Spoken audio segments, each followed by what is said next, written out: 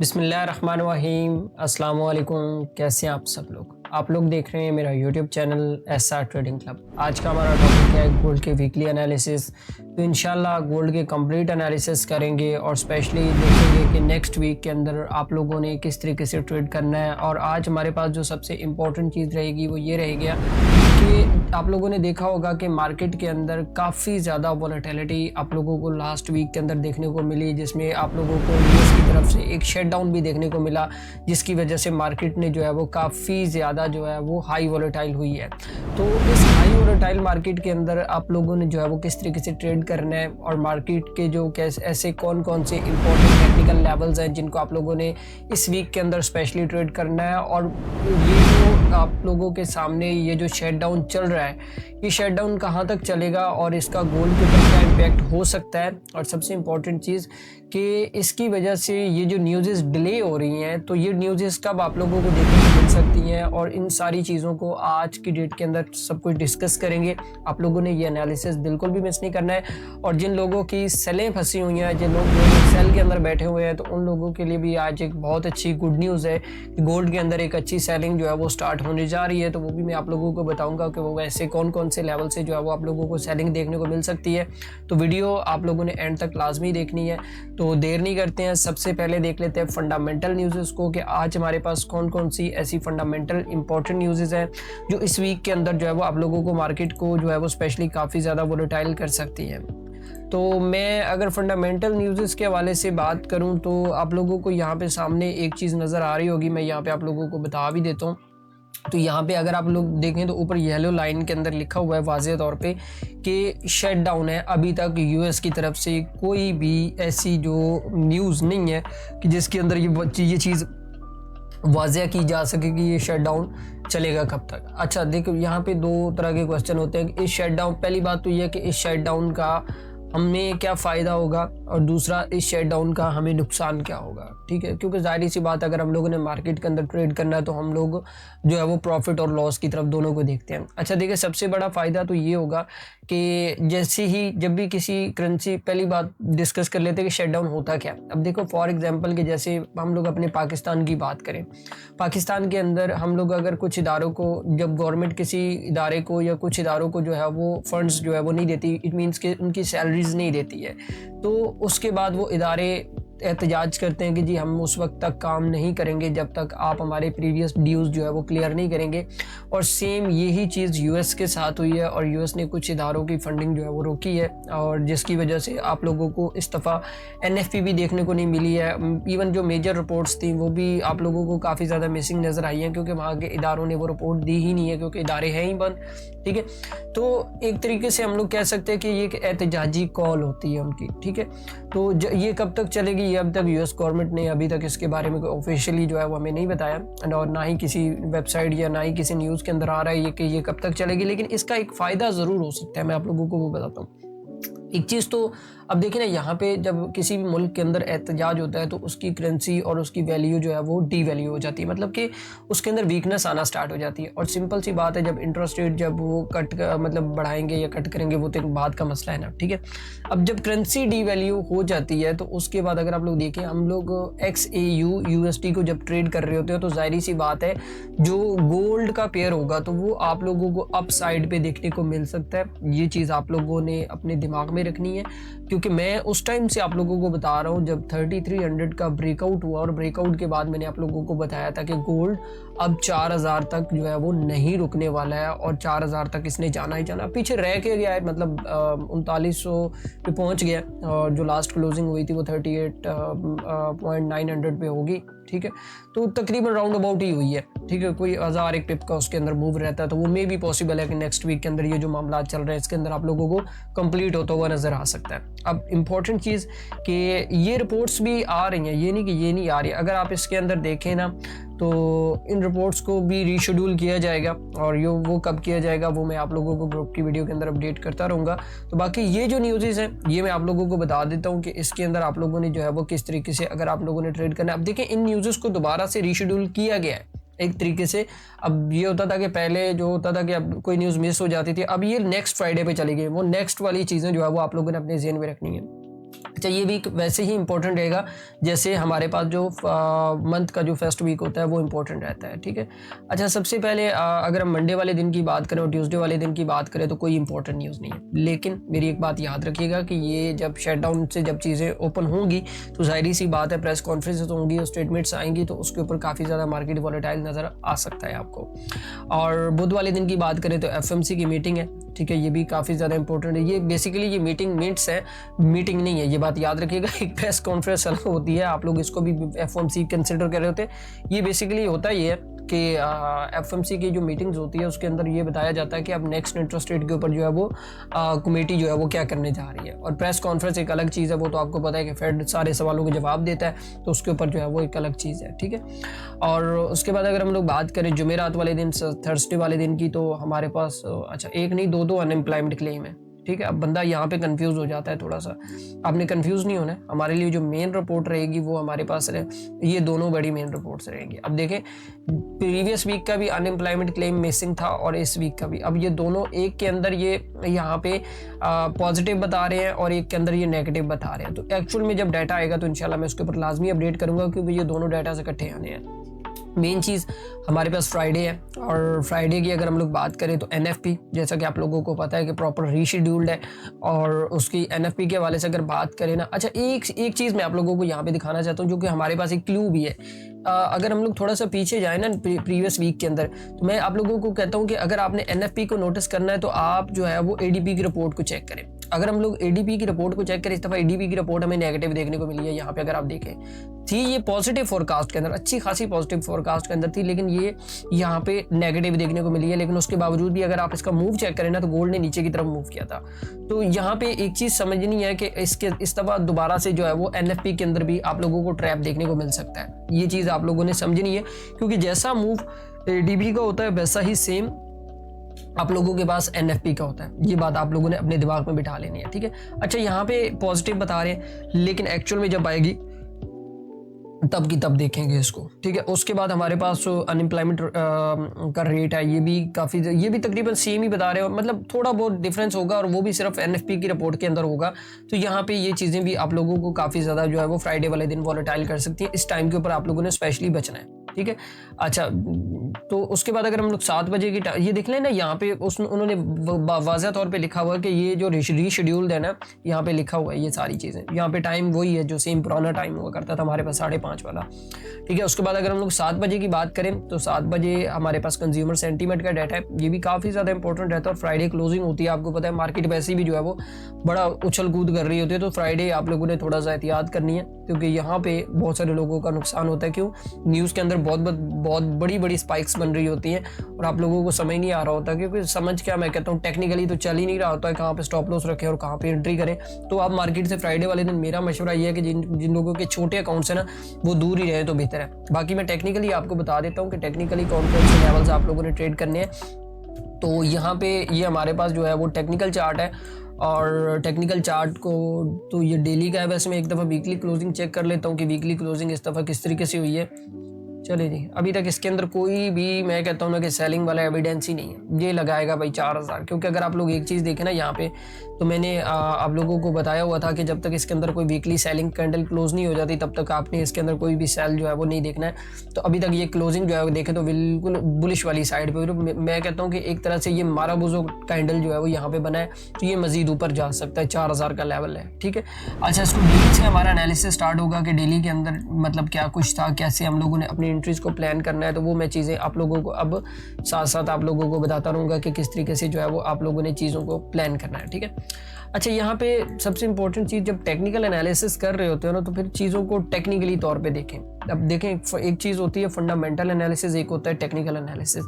अब इन दोनों की टर्म इस तरह की है कि टेक्निकल एनालिसिस से बेहतर फंडामेंटल एनालिसिस ये होता है कि भाई वो लॉन्ग टर्म के लिए चलता है, और टेक्निकल एनालिसिस शॉर्ट टर्म के लिए होता है। ये बात याद रखिएगा, ठीक है। असल फीड जो डाटा फीड होती है ना, वो वहीं से आ रही होती है फंडामेंटल को। तो उसको मैं इंशाल्लाह हम प्लान कर रहे हैं नेक्स्ट कि हम फंडामेंटल के ऊपर चीज़ों को प्रॉपर एक कोर्स स्टार्ट करेंगे, तो उसके लिए भी मैंने आप लोगों के लिए एक सरप्राइज़ रखा हुआ है। तो इंशाल्लाह उसको मैं आप लोगों को बताऊंगा कि किस तरीके से आपने उसको स्टार्ट करना है।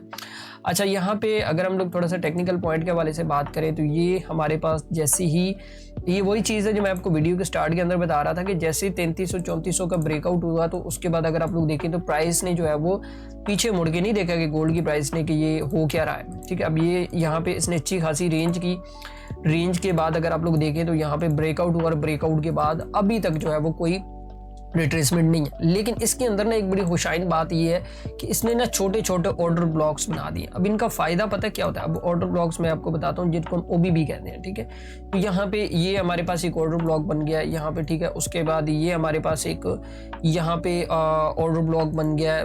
ठीक है, यहाँ पे। ठीक है, उसके बाद ये हमारे पास यहाँ पे एक ऑर्डर ब्लॉक बन गया। ठीक है, अब इनका फ़ायदा ये होता है कि अगर प्राइस मतलब फॉर एग्जांपल यहाँ से प्राइस रिजेक्ट होती है और नीचे आती है तो यहाँ से प्राइस जो है वो आप लोगों को बुलिश वाली साइड पे देखने को मिल सकती है कुछ इस तरीके से। ठीक है, उसके बाद अगला लेवल ये होता है कि अगर इसको ब्रेक करती है तो फिर सेम वही सिनेरियो जो ऊपर का था कि यहाँ से आपको रिजेक्शन जो है वो ऊपर वाली साइड पर मिल सकती है। और अगर ये लेवल भी ब्रेक होता है तो फिर वैसे इतना लंबा मूव होगा नहीं, वैसे मैं जनरली आप लोगों को ये समझाने के लिए कह रहा हूँ कि यहाँ से भी इसको बाय कर सकते हैं। अब ओबीज का फ़ायदा ये होता है। ठीक है, अब एक तो ये होता है ना कि मार्केट स्ट्रेट ऊपर जा रहा है स्ट्रेट नीचे आएगा, तो उसमें ये नहीं होता है कि भाई ओबीज जो है वो वर्क नहीं करते हैं। ये देखें इसने प्रॉपर यहाँ पे टेक्निकली चीज़ें वर्क की हैं, बहुत अच्छे तरीके से टेक्निकली वर्क किया। अब ये टेक्निकल आपको कैसे समझ आएगा वो मैं आपको छोटे टाइम फ्रेम में बताता हूँ कि ये क्या चीज़ थी कि जिसको मैं कह रहा हूँ कि इसने बहुत अच्छे तरीके से टेक्निकल को जो है वो सपोर्ट किया है। अब मैं इसको अगर H4 में देखता हूँ ना, अब मेन चीज़ ये है कि अब हम लोगों ने H4 के अंदर ना अपने लेवल्स निकालने हैं और ट्रेड प्लान करना है कि भाई हम लोगों ने इस वीक के अंदर कौन कौन से इंपॉर्टेंट लेवल्स हैं जिनको हम लोगों ने ट्रेड करना है। ठीक है,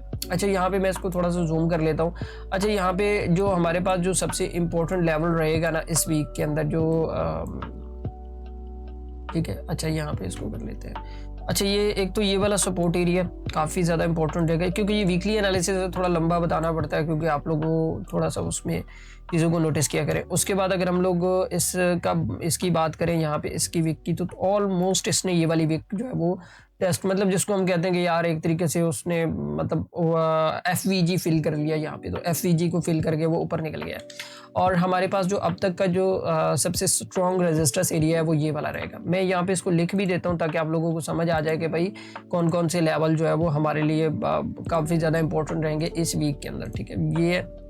और उसके बाद अगर हम लोग बात करें अपने रेजिस्टेंस एरिया की, तो ये हमारे पास एक रेजिस्टेंस एरिया है। तो ये आप लोगों ने अब समझना है कि इसको ना वैसे ये थोड़ा सा तंग करेगा आपको, इसको मैं ऐसी लाइन लगा देता हूँ, फिर समझ नहीं आएगा क्योंकि बीच में लिखा आएगा तो फिर समझ नहीं आएगा। ये आप लोगों का रेजिस्टेंस एरिया। अब आप लोगों ने ट्रेड किस तरीके से करना है, मेन चीज़ ये है कि अगर आप लोग देखें ना यहाँ पे मार्केट ने थोड़ा सा कंसोलिडेशन किया। अब ट्रेंड को आप लोगों ने समझना है कि ट्रेंड आप लोगों को क्या कह रहा है। ठीक है, यहाँ पे नीचे आने के बाद यहाँ पे इसने टेस्ट किया और टेस्ट के बाद यहाँ पे अब इसने क्या किया कि यहाँ पे इस एरिया के अंदर जो कंसोलिडेशन जो है वो स्टार्ट कर दी है। ठीक है, अब यहाँ पे ना एक चीज़ आप लोगों ने समझनी है कि ये जो सपोर्ट एरिया है ये भी काफ़ी ज़्यादा इंपॉर्टेंट रहेगा इस वीक के अंदर हमारे पास, क्योंकि अगर हम लोग देखें ना इस वीक के अंदर इस सपोर्ट एरिया के नीचे इसने कोई भी कैंडल जो है वो क्लोज नहीं किया, क्योंकि ये जो मेन पॉइंट हमारे पास रहेंगे ना वो ये दो लेवल्स रहेंगे कि या तो गोल्ड अगर अप साइड पे ब्रेक करता है तो फिर तो आप 3900 के लिए जो है वो उसको बाय कर सकते हैं। फिर प्राइसेस का ये होगा कि यहीं से आप लोगों को गोल्ड की प्राइसेस जो है वो अप साइड पे देखने को मिल सकती हैं। एक तो सिनेरियो ये है।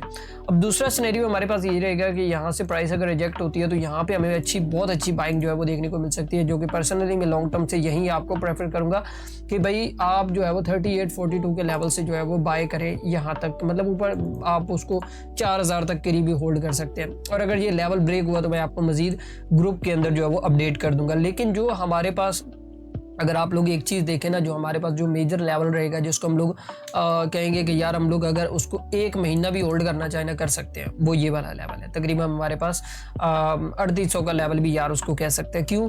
क्योंकि अगर आप इस एरिया से लेके यहाँ तक अगर आप इसको फेब लगाते हैं ना तो ये हमारे पास ये प्रॉपर एक जो जोन निकल के आता है ना, यहाँ पे हम लोग अगर इसको देखें तो यहाँ पे हमारे पास ये वाला जो जोन है तो ये 5061 का जोन है। अगर खुशकिस्मती है, वैसे चांसेस बहुत कम है कि यहाँ पे प्राइस आए, खुशकिस्मती है कि अगर हमें प्राइस 3800 पे मिलता है तो ये हो सकता है कि हम उसको लॉन्ग टर्म के लिए जो है वो होल्ड कर सकते हैं, यहाँ से फिर अगेन जो है वो बाय जो है वो हम लोग देख सकते हैं। तो ये तो H4 का एनालिसिस था। और अगर हम लोग H1 के हवाले से बात करें कि H1 में आप लोगों ने किस तरीके से ट्रेड करना है, H1 से नीचे नहीं जाएंगे, पता है क्यों? क्योंकि मार्केट काफ़ी ज़्यादा वोलेटाइल है और आप लोगों को पता होगा कि यार ये जो मूव चल रहे हैं, अगर आप लोग देखें ये जो ड्रॉप हो रहा है, अब ये क्या होता है ये भी मैं आप लोगों को आज बताता हूँ कि इससे आप लोगों ने किस तरीके से बचना है। ये चीज़ अगर आप लोग चेक करें, ठीक है। तो जब भी प्राइस एक नया हाई लगाती है तो उसके बाद एक नया लो जो है वो लगना ही लगना होता है, चाहे उसके पीछे कोई लेवल है या नहीं है, तो वो मैं आप लोगों को बताता हूँ। अब सबसे इंपॉर्टेंट चीज़ कि H1 का एनालिसिस, अगर मैं H1 के एनालिसिस के हवाले से बात करूँ ना, तो ये हमारे पास बड़ा स्ट्रॉन्ग रेजिस्टेंस एरिया है, जो कि मैंने अपने ग्रुप के अंदर भी मेंशन किया हुआ था कि यार आप इस लेवल्स को जो है वो ट्रेड कर सकते हैं, ठीक है। तो यहाँ पे ये हमारे पास बड़ा स्ट्रॉन्ग रेजिस्टेंस एरिया, ये आपने अपने दिमाग में बिठा लेना, बेशक इसका स्क्रीनशॉट ले लें, ठीक है।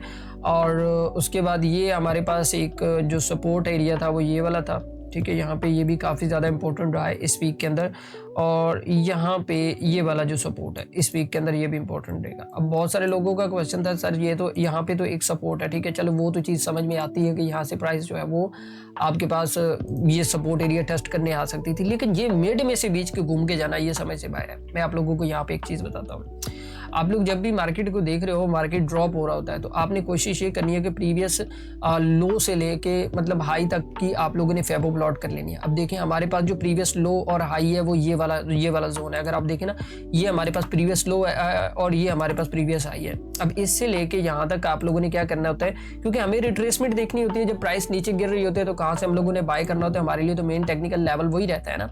अब आपने यहाँ पे क्या करना था कि यहाँ पे आप लोगों ने अपना जो एक लेवल था वो ड्रॉ कर लेना था। और मैं आप लोगों को हमेशा ही कहता हूँ कि यार जो हमारे पास गोल्डन जोन होता है ना, वो 50-61 का जोन होता है। और यहाँ पे अगर आप लोग देखें ना, हमारे पास 50-61 का जो जोन था वो यहाँ पे था। अब यहाँ पे कोई लेवल नहीं है, ये चीज़ मैं आप लोगों को इसलिए बता रहा हूँ कि फिबोनाची इतनी ज़्यादा इंपॉर्टेंट चीज़ है कि अगर आप उसको फॉलो करते हैं ट्रेंड के अंदर, तो वो आपको एवरी मूव के अंदर बताती है कि भाई आप लोगों ने किस तरीके से जो वो एंट्री करनी है, ठीक है। अगर आप देखें ना यहाँ पे अगर आप लोग थोड़ा सा मार्केट स्ट्रक्चर को भी समझिएगा, ठीक है। यहाँ पे क्या हुआ, मार्केट ने डबल टॉप क्रिएट करने के बाद प्राइस सीधा नीचे, अब कहाँ तक आया, 50-61 के लेवल तक। अब देखें कैंडल उसके नीचे क्लोज हुई है, लेकिन नेक्स्ट कैंडल ने उसका हाई तोड़ दिया। जैसे ही हाई तोड़ा तो फिर आपको लोगों को पता है कि यार ये 1 2 3 पैटर्न स्टार्ट हुआ और यहाँ पे ये, अब देखें यहाँ पे प्राइस खड़ी है। ये चीज़ आप लोग समझें कि यार जब भी मार्केट नीचे गिर रहा होता है तो आप फेबो को लगाएं, फेबो के अंदर देखें कि चीज़ें कहाँ तक आपके पास आ रही हैं, तो वहाँ पर उसको समझ सकते हैं। अब इंपॉर्टेंट चीज़ कि हम लोगों को अगर मंडे वाले दिन मार्केट ओपन होता है तो हम लोगों को क्या करना है, देखिए सबसे पहली चीज़ तो ये होगी कि अगर तो गोल्ड की प्राइसेस जो है ये जो ऊपर का लेवल है 3895 का जो है यहाँ से रिजेक्शन देती है, तो फिर हम लोग वेट करेंगे, हम लोग सेल नहीं करेंगे इस दफ़ा। मैं आप लोगों को जब से 3300 और 3400 ब्रेक हुआ है, मैं आप लोगों को सेल बता ही नहीं रहा हूँ, मैं आपको नेक्स्ट टारगेट बताया जा रहा हूँ। और नेक्स्ट टारगेट मैं अगेन आपको बता रहा हूँ कि ये 4000 तक जाएगा, ठीक है। यहाँ पे तकरीबन 3856 का लेवल है, यहाँ पे अगर हम लोगों को मिलता है तो यहाँ से अगेन जो है वो हम इसको बाय वाली साइड पे देख सकते हैं, ठीक है। अगर तो ब्रेकआउट हुआ तो वो मैं आप लोगों को बता दूंगा, लेकिन जो हमारे लिए बेस्ट ट्रेड सेटअप रहेगा वो ये वाला जोन रहेगा, ये वाला जोन। आप लोगों ने अपने दिमाग में रखना है कि ये जोन हम लोगों ने मिस नहीं करना है, ठीक है। अगर ये ब्रेकआउट होता है तो ब्रेकआउट के बाद हम लोगों को, मैंने आपको बताया कि जो 50-61 का लेवल है ना, फिर आप लोगों ने अपने दिमाग में एक बात बिठानी है कि यहाँ से अगर प्राइस रिजेक्ट हुई ना, जैसे फॉर एग्जांपल मैं आप लोगों को यहाँ पे एक चीज़ बताता हूँ कि ये लो और ये हाई, ठीक है, आपने क्या करना है कि इस प्राइस से लेके, अब ये वाला लेवल मैं आपको क्यों बता रहा हूँ वो भी मैं आप लोगों को बताता हूँ। अब यहाँ से लेके यहाँ तक अगर हम लोग इसको फिबोनाची प्लॉट करते हैं तो ये देखें ये एग्जैक्टली 50-61 के लेवल ही निकल के आ रहा है, और यहाँ से प्राइस डेफिनेटली रिजेक्ट करेगा। मतलब 100 में से आप ऐसे हैं 95% तक चांसेस होते हैं कि गोल्ड की प्राइसेस जो है वो यहाँ से आप लोगों को बाय देखने को मिल जाती हैं। ये जो 50-61 का लेवल होता है ना, ये वाला मैं आप लोगों को यहाँ पे दोबारा मार्क करके बता देता हूँ। ये थोड़ा बड़ा जोन निकल के आ जाता है, मैं आपको दिखाता भी हूँ यहाँ के। ये देखें तो यहाँ पे प्राइसेस दोबारा से आप लोगों को बाय वाली साइड पे देखने को मिल सकती है, तो ये चीज़ अपने दिमाग में रखिएगा। लेकिन अगर ये लेवल ब्रेक हुआ तो फिर आप लोगों को थोड़ा सा मार्केट डिस्टर्ब कर सकता है, और फिर आप लोगों ने वेट करना है यहाँ तक के लिए। यहाँ तक के लिए, क्योंकि गोल्ड के अंदर अभी तक कोई करेक्शन नहीं है। और ये मे भी पॉसिबल है कि जिस तरीके से ये प्रीवियस मूव की ड्रॉप दे रहा है ना, मैं आप लोगों को यहाँ पे दिखाता हूँ। ये देखे मार्केट जैसे नीचे गिरता है तो सडनली एक की कैंडल या दो कैंडल्स के अंदर मार्केट जो है वो तकरीबन 600-700 पिप का ड्रॉप दे जाता है। अगर ये लेवल ब्रेक हुआ तो ये सेम ऐसा ही होगा, ये बात मेरी याद रखिएगा। और यहाँ पे फिर हमारे पास जो सबसे इंपॉर्टेंट जो लेवल निकल के रहेगा वो ये रहेगा। मंडे वाले दिन में इतना मूव होना पॉसिबल नहीं है, लेकिन ये है कि हो भी सकता है, लेकिन वो मैं साथ साथ आप लोगों को अपडेट करता रहूँगा। क्योंकि वैसे भी मैं यूट्यूब के ऊपर फर्दर जैसे मेरे पास टाइम होता है तो मैं वीडियो बना के आप लोगों को बताता रहता हूँ कि आप लोगों ने किस तरीके से ट्रेड करना है। बाकी शट डाउन है, उसमें थोड़ा सा कोशिश करेंगे ट्रेड थोड़ा सा कम कर लें जब प्रॉपर ये वीक वैसे भी बड़ा इंपॉर्टेंट रहेगा, क्योंकि यूएस की काफ़ी ज़्यादा न्यूज़ हैं और मार्केट भी काफ़ी ज़्यादा वोलेटाइल रहेगा, तो छोटे अकाउंट्स वाले स्पेशली दूर रहें। बाकी मार्केट के ट्रेंड के हवाले से अगर बात करें तो मार्केट का ट्रेंड अभी तक बुलिश है। कोई भी बेरिश का कैंडल जो है वो आप लोगों ने नहीं समझना है कि जैसे ये वाला हमारे पास मूव हुआ, ये जो आप लोग देखें ना यहाँ पे ये जो मूव है, ठीक है, ये वाला मूव अगर मैं बात करूँ तो ये भी कोई इतना खास वो मूव नहीं है, बेरिश का मूव नहीं है। सॉरी, वो थोड़ा सा एरो गलत हो गया, ठीक है। तो यहाँ पे ये कोई इतना खास बेरिश का मूव नहीं है, ये सिंपल छोटे छोटे मूव होते हैं, लेकिन ये छोटे अकाउंट्स को बड़ा डैमेज करते हैं। मतलब जैसे 100, 200, 400 डॉलर या $1000 के अकाउंट को ये मूव भी काफ़ी डैमेज करते हैं। लेकिन मेरी एक बात याद रखिएगा, गोल्ड जितना नीचे गिरता है, मतलब फॉर एग्जांपल हमारे पास जो मैंने आपको जो लेवल्स बताए हैं ना, जिन लेवल्स पे मिलता है तब भी बाय करें, और अगर जितना नीचे गिरता है इसको बाय कर लीजिएगा, क्योंकि इसका जो नेक्स्ट टारगेट है वो हमारे पास रहेगा 3900 तो हो गया, ठीक है। अभी उसका जैसे ही ब्रेकआउट होगा तो इसकी एक पास एक नई विंडो ओपन हो जाएगी 4000 की, और ये सीधा तकरीबन हो सकता है 3-4 दिनों के अंदर एनएफपी के बाद ये आप लोगों को मतलब उसमें 4000 तक के लिए भी देखने को मिल सकता है। लेकिन जो न्यू बाइंग स्टार्ट होगी ना, जो मैं जो चीज़ समझता हूँ कि वो हमारे पास जब 3900 ब्रेक होगा ना, तो उसके बाद जो है वो आप लोगों को न्यू बाइंग जो है वो इसके अंदर देखने को मिल सकती है। तो बाकी मेरे ख्याल में आप लोगों को एनालिसिस समझ आ गया होगा कि इस वीक के अंदर आप लोगों ने कौन कौन से लेवल्स को प्ले करना है, किस तरीके से आप लोगों ने ट्रेड करना है। मैंने अपने एंड से पूरी कोशिश की है कि आप लोगों को जितना सिंपल अंदाज में समझा सकता था समझाया है। बाकी आप इस वीडियो को लाजमी लाइक किया करें, अपने दोस्तों तक शेयर किया करें, ताकि वो गोल्ड की ट्रेडिंग से ज़्यादा फ़ायदा उठाएं। और स्पेशली मैं वीडियो के एंड पे हमेशा एक चीज़ लाजमी कहता हूँ कि यार जब तक आप इस मार्केट के अंदर लर्निंग नहीं लेंगे तब तक आप इसके अंदर कभी भी कामयाब नहीं हो सकते हैं। तो बाकी दुआ में याद रखिएगा, मिलते हैं नेक्स्ट वीडियो के अंदर। अल्लाह हाफिज़।